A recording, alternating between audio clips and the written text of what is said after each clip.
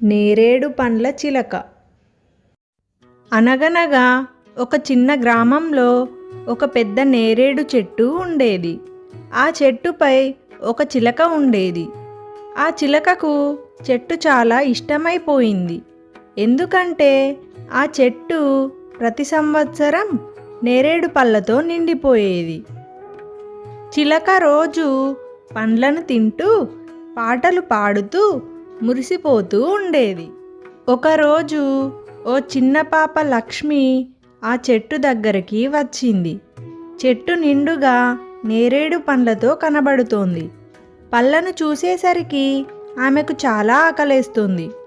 ఆమె పైకి చూసి ఇలా అంది, చిలక చిలక, నాకొక నేరేడు పండు వేయవా? అందుకు చిలక నవ్వుతూ చెప్పింది, పండు కావాలంటే ముందు ఒక మంచి పాట పాడు. లక్ష్మి చిన్నగా పాట పాడింది. నేరేడు పండ్ల చిలక, నేరేడు పండ్ల చిలక, నవ్వుతూ ఒక పండు వేయమ్మా చిలక చిలక, నేరేడు పండ్ల చిలక. చిలకకి ఆ పాట బాగా నచ్చింది. వెంటనే ఒక ముద్దైన నేరేడు పండును పక్కనే పడేసింది.